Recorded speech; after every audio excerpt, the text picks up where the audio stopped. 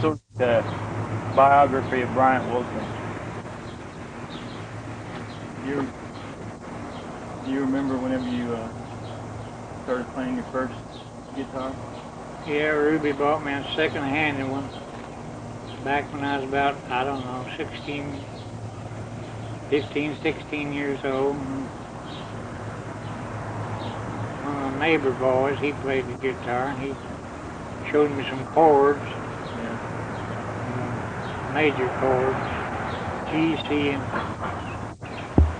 D, F. Bluegrass chords? Well, you can use them as bluegrass. I played country and bluegrass. And was bluegrass going good whenever you started playing? No, not as good as it is now. It really wasn't considered bluegrass before, was it? No, they used to call it hillbilly music. I did.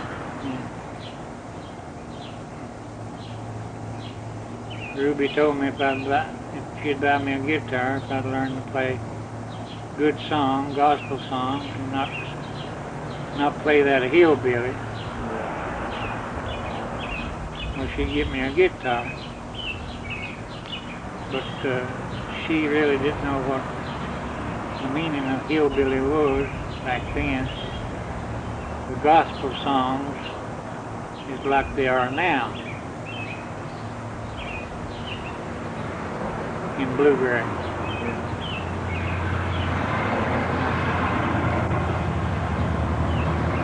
She got me a brand new guitar. She ordered it from Montgomery Ward, a Gene Autry guitar. Gene Autry guitar? Yeah, it had his picture on the body of it and his horse. You wish you still had that one? I've got it. Yeah. But the pictures wore out. And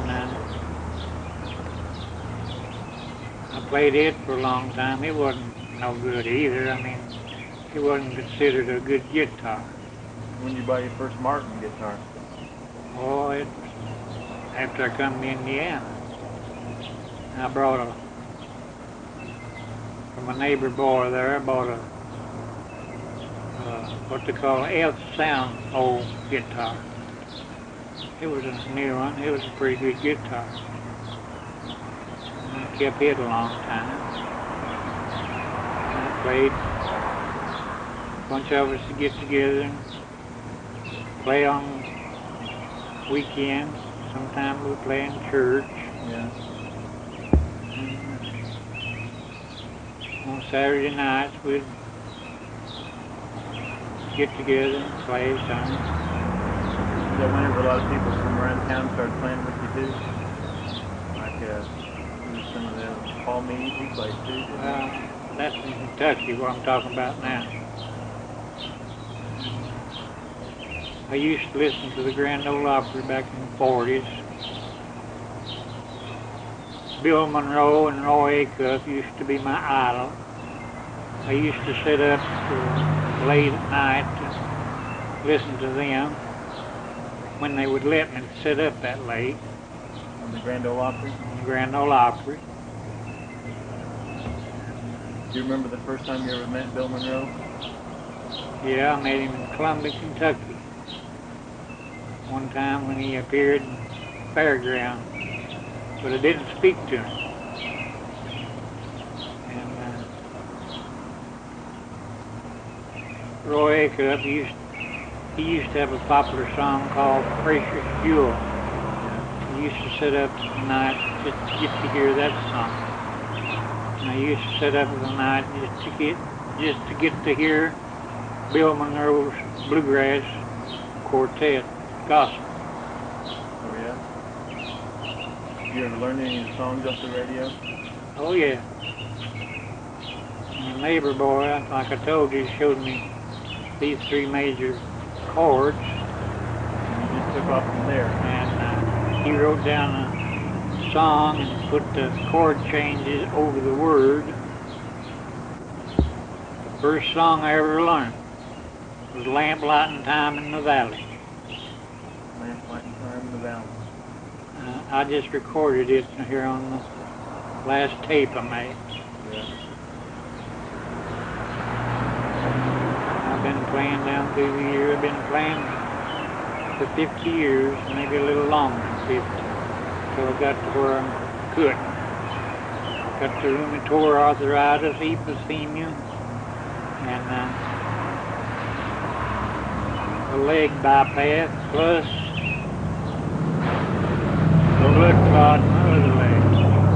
Now I'm handicapped, I can't do nothing, can't sing. I just have to sit around the house and watch my birds. Do you remember whenever you played music for Bill? Oh yeah, I played 3 years for him at Bean Blossom. I think it's back in late 7. Late 7? Yeah. Played every weekend for a long time, didn't you? 3 years. I remember going over there. A lot of weekends over there. Yeah, I spent too much time over there for more money than I made. But it was fun, but still I needed to be with my family on the weekends. I didn't spend enough time with my family for music. When did you meet Mom? You met her here in Edinburgh, didn't you? Yeah, I met her here well, no, I met her down at her home. Me and a friend of mine from down there, we made friends. He lived up here and I went home with him. But I met her down there, but I didn't. You didn't know her that well? Didn't know her that well. And her brother moved up here. Went to work where I do at Amos Plastic. And she come up here to live with him and to babysit, I think. And there's where we got together. So you met her once in Kentucky and then you just happened to meet her up here again? Yeah. So we got married, I think it was 53 or something. Yeah. We've had our ups and downs like everybody else. Ain't nobody's been perfect. But we've always stayed together, raised our family. I'm proud of it. You told me one time you used to work delivering ice.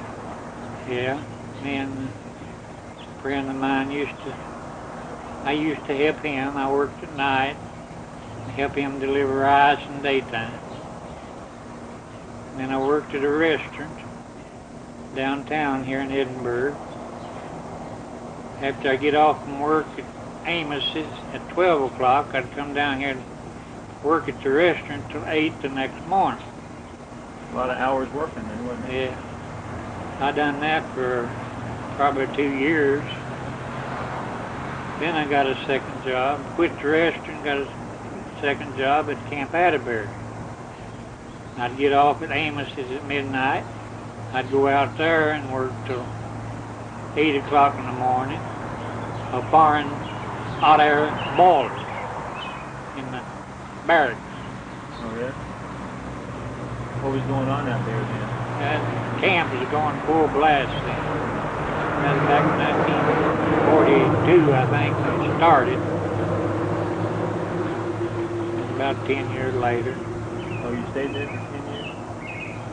Or they stayed active for 10 years? That was active for about 10 years.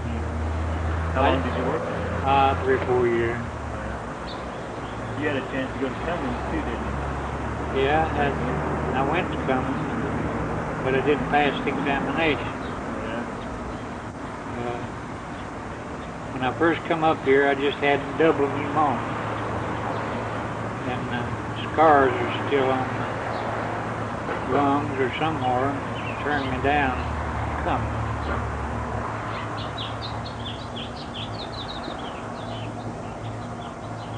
You had a long life, a lot of work in your life. I worked a lot of my time, yeah. A lot of hours, no sleep. Work midnight shift on the weekend. Get off at 8, go play music that Saturday night. The music was your main love, though, wasn't it? And that's what Oh yeah, that was my hobby. your main hobby. What you really liked and enjoyed doing. And I think it spread off in some of your kids too, Rick, Greg. Rick and Greg. Jerry started out like he was going to light in on it like a biting fowl, but he just quit.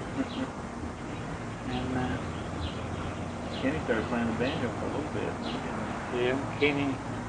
I bought Kenny a banjo. I thought he'd learn to play the banjo. He got to where he could do pretty good and just give it up.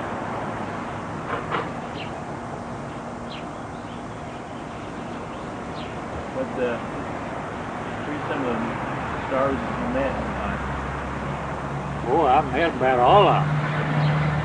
I mean, not all of them, but You met String Beans, remember? String Beans, yeah. And Grandpa Jones. Oh, I couldn't remember them all. You ever met the Osborne brothers? Osborne brothers, yeah, Jim and Jesse?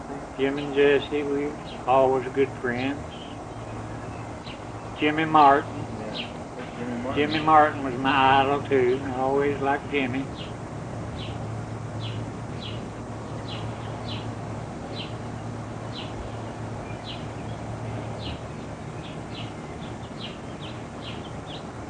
What about your all the cars that you've ever owned? You remember I those? owned a lot of them, old ones. Back first one I ever owned was a 29 Chevrolet 29 Chevrolet? down in Kentucky. And then I got a 35 Ford down in Kentucky. Yeah. And I've had all kinds of cars down through the years. Some of the ones that you remember the most. Well, I remember that Cadillac. You used to like Cadillacs, didn't you? yeah, I've had a lot of Cadillacs. And I had a 1949 blue, baby blue convertible Ford. I always liked that. I always kept her dialed up. Really had it looking pretty. I guess I've had about every car that could be imagined. I did have a camper, and I had a bus, and I had even a limousine one time. Yeah. I remember that old bus. You used to go places in that, didn't you? Did. Those school buses converted them into a camper. Remember the first trip we ever, first big trip we ever went on? Colorado. This was a trip where it took more oil than gas, but Yeah, I think it seemed was. like it did. But you was always putting oil in it. Yeah. We had fun when we went out there, didn't we? Yeah, we did. And I'm pretty well known all over the United States, really. I get letters from every state in the United States wanting records and tapes. And we played in over half of the United States, including Canada.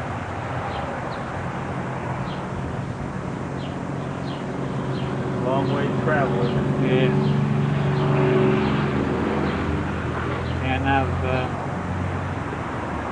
I've sold records and tapes in West Germany, Sweden,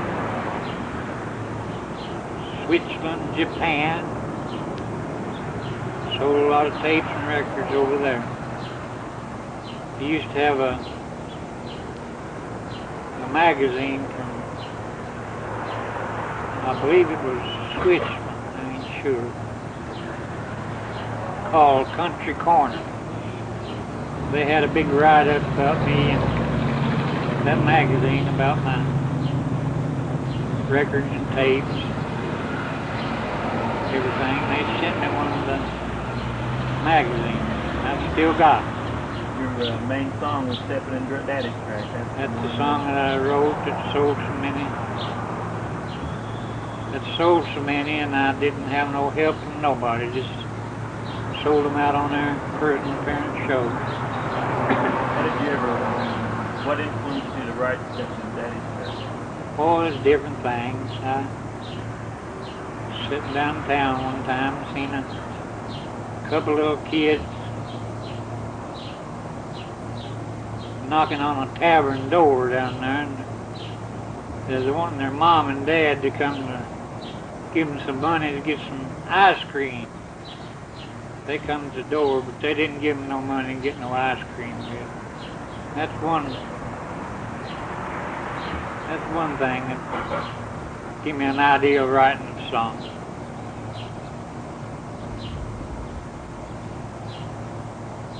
I wrote a lot of songs besides that. I guess I wrote 50 songs probably. Wow. Stepping in Daddy's Track's got to be your first one, but what's your second one? No, that wasn't my first song. I mean your best song. That wasn't my best. What would you think your next best song? Oh, I don't. Meet Me Up Yonder? Meet Me Up Yonder is one I wrote in memory of my mom that passed away.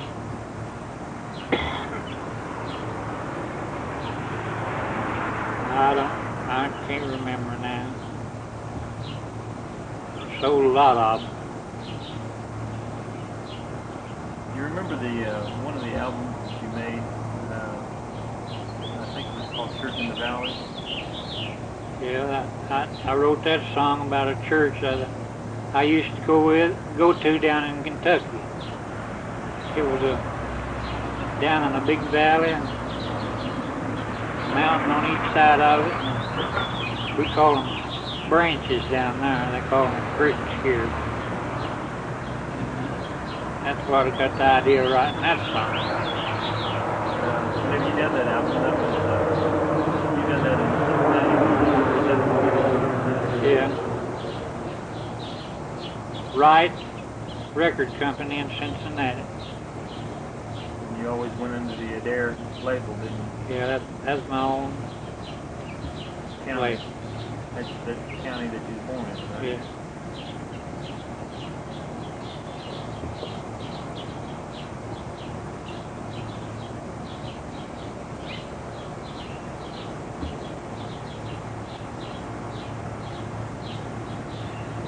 Anything else you want to share? Well, I can talk all. Is it